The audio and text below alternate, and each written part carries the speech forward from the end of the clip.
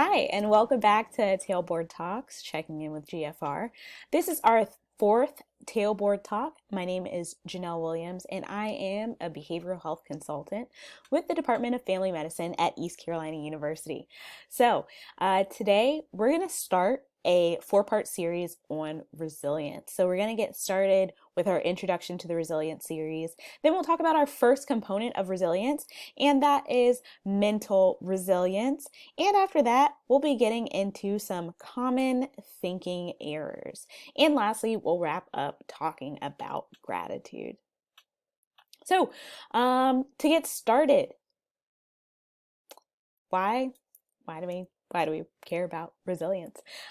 Great question. I'm glad that you asked. In some of our previous lessons, in our previous classes and videos, since we've moved online, we have discussed common behavioral health challenges that first responders face. And today we are taking a slightly different approach, and we're going to be discussing how resilience and developing resiliency can impact you as a first responder. An important thing to think about with this is that resiliency is frequently seen as this personality trait, something that you're born with. It's not really changeable over time. And that's a myth. And it's kind of good that that's a myth, because that means that resilience is something that can be learned and something that can be increased. What is resilience? I've said it a bunch. I'm going to keep saying it throughout this presentation, but resilience is the ability to withstand, recover, and grow in the face of stressors and changing demands, whether that be at work or at home. Why do we want you to learn resilience? What are the benefits? So some of the benefits of resilience or resiliency are improved performance. So it can be improved memory, improved decision making, creativity, which can also be helpful with decision making, improved health. So there's our short-term effects with our lower blood pressure and lower blood pressure and better sleep, as well as some long-term effects there with our longer lifespan. Next, we have improved teamwork and leadership.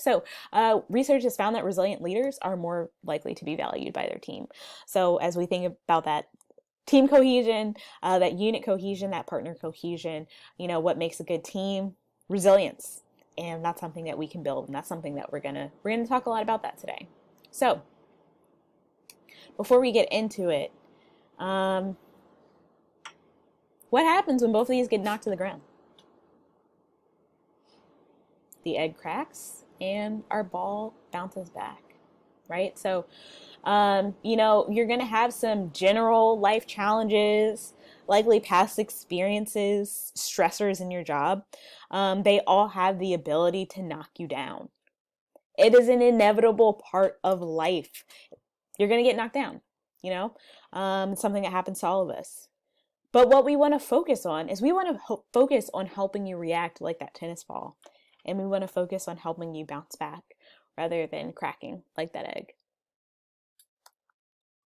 So when we think about resilience, we have these 4 pillars of resilience.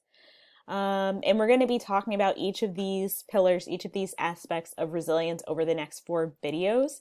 And we're going to be talking about how we can work to increase resilience in each area of life. Today we're going to be talking about mental resilience, but we want to keep in mind that this is really a holistic approach to resilience. You really need all 4 of these to be kind of at your best self. We want to think about how each of these might be important. I want you to think about that as I read these definitions of each of these, and think about what might be some consequences if you're not resilient in one of these areas. So first, for today's topic, we're going to have mental resilience. That's the ability to effectively cope with unique work or unique mental stressors and challenges that are either at work or at home. We have our physical resilience. So that's the ability to adopt and sustain healthy behaviors needed to enhance health and wellness. Next, we have our social resilience. So that's the ability to engage in healthy social networks that are Those social networks are going to help promote our overall well-being as well as our optimal performance. And then lastly, we have spiritual resilience. So this doesn't necessarily have to be included to religion, although it definitely can be. But this is the ability to strengthen a set of beliefs, principles, or values that work to sustain your general sense of well-being as well as that sense of purpose. So again, throughout this, I want you to think about, or throughout these 4 videos, I want you to think about what happened, if you're missing one of these. And today, like I said, is going to be series or video 1 in a series of 4 about resilience, where we're going to be focusing on mental resilience. So mental resilience is the ability to effectively cope with unique mental stressors and challenges at work and at home. So to get started, we're going to look at some common thinking errors. So with these common thinking errors, we all have our internal dialogue or monologue that influences how we feel about ourselves, as well as how we interact with others. Sometimes we call this self-talk. It's kind of what we're saying to ourselves throughout the day. And it's important to remember that not all internal monologue is wrong. We'll be talking about a lot of different ways to change some of these thoughts, especially those ones that are unrealistic, irrational, or inaccurate. But not all of our internal monologue is wrong. So if we're having some inaccurate or unrealistic or irrational thoughts, for example, someone might feel that to be good at their jobs, they have to save every patient that they come into contact with. But unfortunately, that's not always realistic, and believing that can cause some errors in your thoughts that can lead to problems, including poor self-efficacy, communication, relationship problems, guilt, things like that. So to avoid this, we really want to work on recognizing what these thinking errors are, what they look like, and finding ways to replace our unhelpful thoughts or our unhelpful internal monologue that we have with ourselves. Because some of those thoughts, they're not helpful. We want to get rid of those helpful thoughts and replace them with thoughts that are a little bit more helpful and more supportive to our overall well-being. All of this contributes to resilience. So getting into it, we have 4 common thinking errors that we're going to focus on today. And addressing these can be really helpful to increasing our resilience during stressful times. They can improve our relationships. They can improve kind of that internal dialogue, that internal monologue that we hear as we talk to ourselves with our self-talk.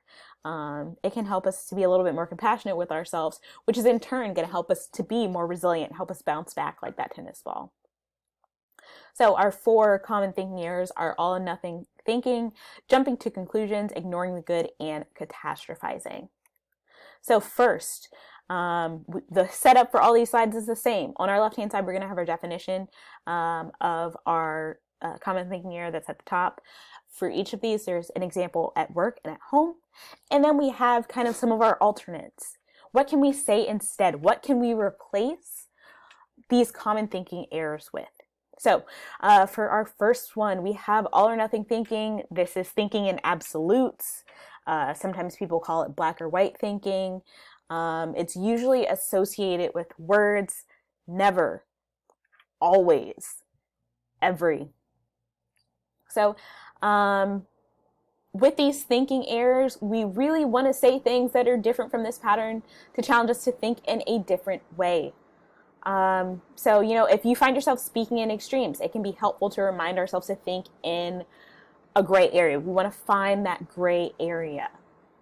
So at work, this can look like saying, I'm either going to save every patient or I'm going to fail at my job, kind of like we talked about on that last slide.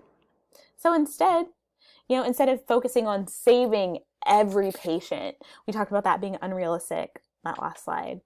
Instead of focusing on saving every patient, maybe we can focus on doing everything you can with every patient, right? So it doesn't necessarily mean you're going to save every patient, but it means you're doing your best with every patient, or the best job that you can do with every patient.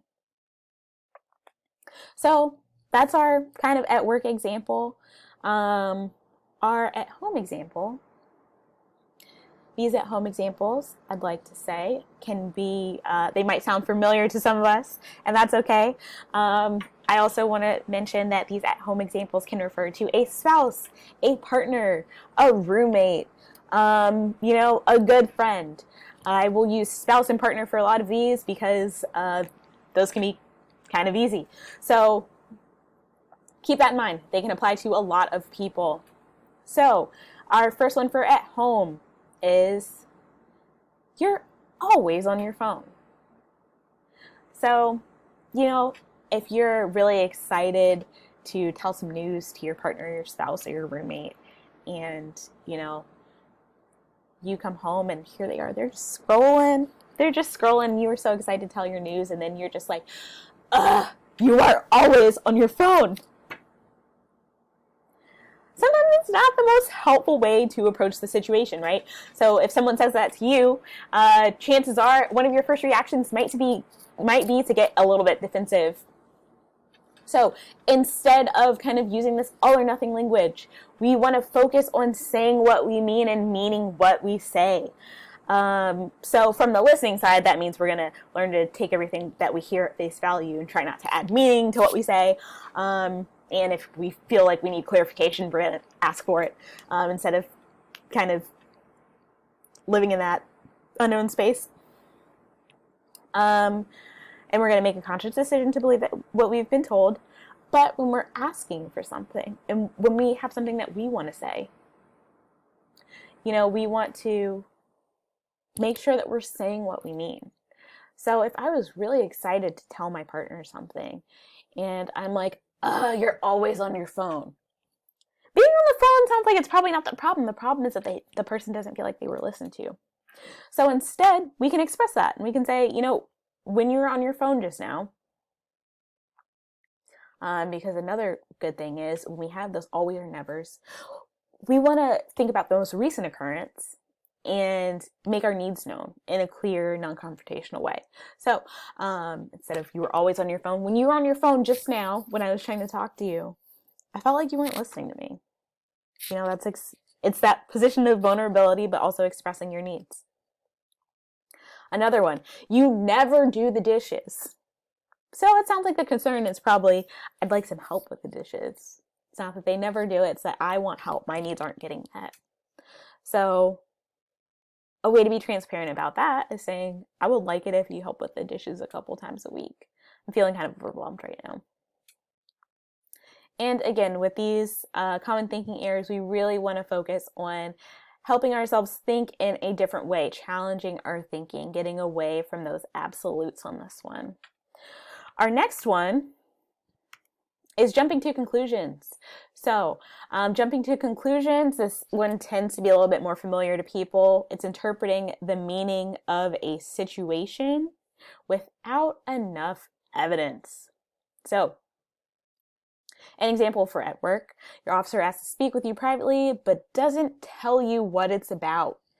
So you're like, oh shoot, I am going to get written up, or what did I do this time?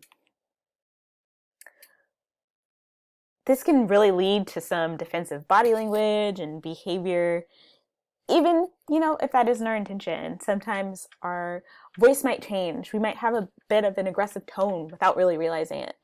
And that can make our conversations less productive. So something that we can do with this is we can take a more positive approach to some of those what ifs. So, what if it's something positive? I wonder what they want to talk about. At home, your partner could come home and just throw their keys on the table. And you're thinking, here we go again. They must be mad at me. And, instead of assuming that someone is upset with you or upset in general, it can be helpful just to gather more information in a way that's supportive to your partner. And that can mean different things for different people, right? So that could mean, are you okay? That could mean, hey, do you want to talk? That can mean, I can tell that they need about 5 minutes. I'm going to go check on them when they cool down a little bit. So it's going to mean different things for different people. It's going to depend on your partner, but we really want to make sure that we are getting more information or challenging our negative what ifs in this situation. So our next one is ignoring the good. And when you're ignoring the good, it's kind of like what it sounds like. You're only recognizing the negative aspects of a situation and you are ignoring the positive. You're ignoring the good stuff, focusing on all the bad. So at work, this could look like thinking about that one call that didn't go well instead of the 3 calls that went really well.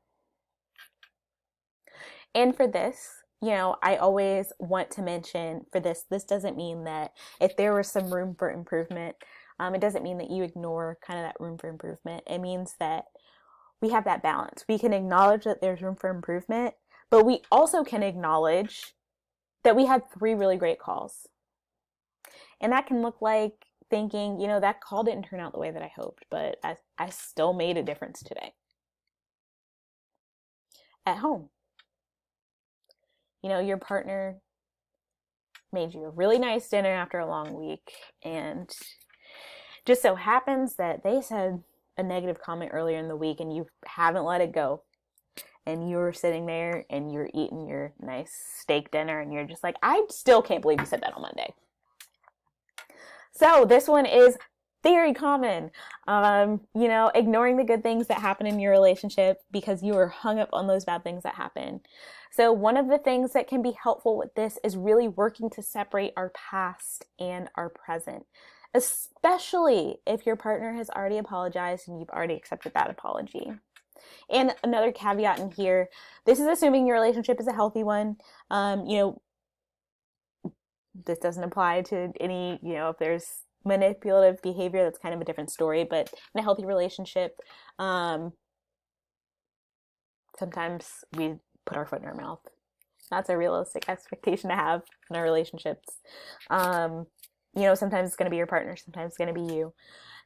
With friendships, sometimes it's going to be your roommate, sometimes it's going to be you. You're going to say something that didn't come out quite right, and it's a thing, and you apologize, and hopefully you can move on. And moving on is going to help you enjoy that time that you have together, whether that's a friendship, whether that's a romantic relationship, what have you.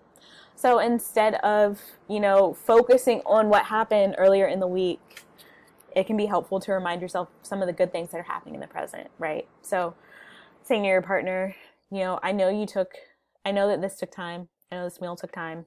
And I really wanted to let you know that I appreciate you making me this meal. So this one also has a kind of focus of being present in the moment. So, if something bad might have happened earlier, but we're really focusing on some of the good things that happened as well. And our next one is catastrophizing. So, with this one, this is only seeing the worst possible outcomes of a situation. It is very easy for a negative idea to snowball, start to something small, and then your brain just keeps going and going, and it spirals, and the next thing you know, you're thinking about this big, overwhelming what if thing that's happened. It's not really in front of you, but your brain has taken this thing that is right in front of you and you were looking 100 yards out, right? So for this one, at work, this can look like, you're in a training and you're having trouble performing a skill. Because you're having trouble performing a skill, that's that thing in front of you, your brain goes, my team's never going to trust me. Now you're 25 yards out. I'm never going to be able to do this right in the field, 50 yards out. Someone could get hurt and it would all be my fault and everyone's going to hate me and I'm going to lose my job, and now you're 100 yards out and you have just taken this situation that started with I'm having trouble with this skill at training, and it's ended with someone's going to get hurt and it's going to be my fault, right? So with this one, we really want to bring our focus back to that immediate problem. And in some cases, going to require a little extra patience or reaching out for help, but you do have the support of your station. So, and for this one, instead of trying to do this on our own after we're realizing we're struggling, it's not working out for us, for this one, looking at that immediate problem in front of us, it can look like I am really struggling with this. I think it's time for me to ask someone for help on this one, you know. And it's a training. You know, everybody is developing their skills during training. It's not just me. So again, taking a look at that immediate situation and addressing that, even if it means asking someone else for help. At home, I haven't heard from my spouse for a few hours. They're not answering their phone. So clearly they are either cheating or they've gotten into a serious car accident. Those are our only two options. We are catastrophizing. So, what does it look like to face that immediate problem? I can send them a text if they're not answering their calls. Maybe they're busy. Maybe they can't talk right now. Or I could send them a call, let them know to get back in touch with me when they can. Thinking about that immediate situation, what are some other things that could happen? We're in Greenville. We don't have a lot of service out here. Maybe their phone died. You know, in the spirit of gathering more information that we talked about on an earlier slide, I can ask about their day when I get home. So we really want to focus for this one on addressing what's in front of us, gathering more information if needed. Next, we have gratitude. So, again, addressing those common thinking errors, that's all in the spirit of helping us be more resilient, being able to bounce back like that tennis ball, because our thoughts are a really important part of that. So gratitude is also another really important part of that. So what we know with gratitude is that gratitude helps us to have a more positive outlook.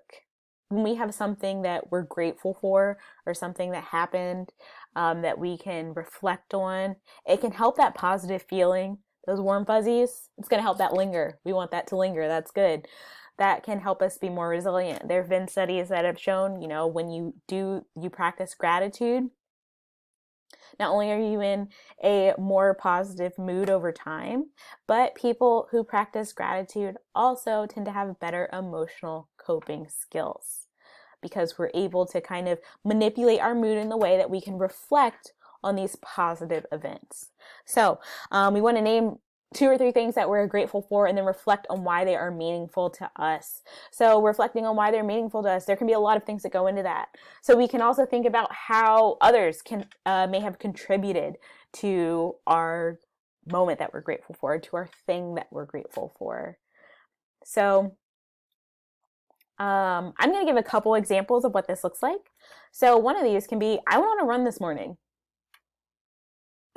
I'm grateful because I love the sun. You know, there's not much of it left as we're getting into winter, and I love to feel the sun on my face. So I am so glad that I got out there.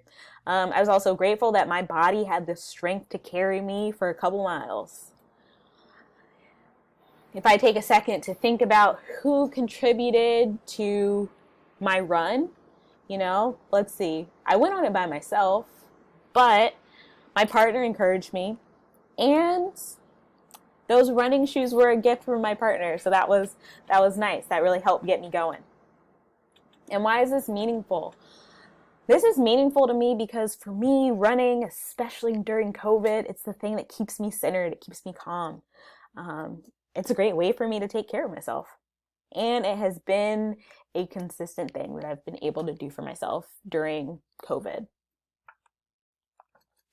So let's see, I can have an example that's a little bit more focused on first responders. So maybe I got to have I had some downtime and I got to have a quick FaceTime call where I got to talk to my partner and I got to see their face during downtime on a shift. So I'm grateful because, you know, it has been a busy week and I have not been home as much as I wanted to. Maybe I had to work a double and that was rough. And, you know, after having a rough week, maybe it's been a rough shift, it's kind of been a nice pick-me-up to see my partner's face. And my partner has helped contribute to this because they made time in their busy schedule and remembered to pick up the phone. Couldn't do it on my own. And, you know, this is a quick chance for us to check in and it really lifted my mood, made me feel a little bit better to see my partner's face. So That's an example of what gratitude looks like and what that reflection on why something is meaningful. That's just what that reflection looks like. So we talked about common thinking errors. We talked about gratitude. We related all that to resilience because we want you to bounce back like that tennis ball, right? We don't want you to crack under pressure like that egg. And again, something else that I brought up a couple slides ago is that, you know, if you're getting to that point where you're like, I am not bouncing back, I feel like I'm cracking. You have a station. You have partners on your shift. You have people you can talk to. Okay? That's not a sign of weakness. Sometimes that means you don't have the skills yet. You don't have the skills to deal with whatever you're going through. And we really want you to reach out. So, that's all I have for you today for our first video in our resilience series. Thank you for your attention and your commitment to serving our community. And I'll see you next time for video 2.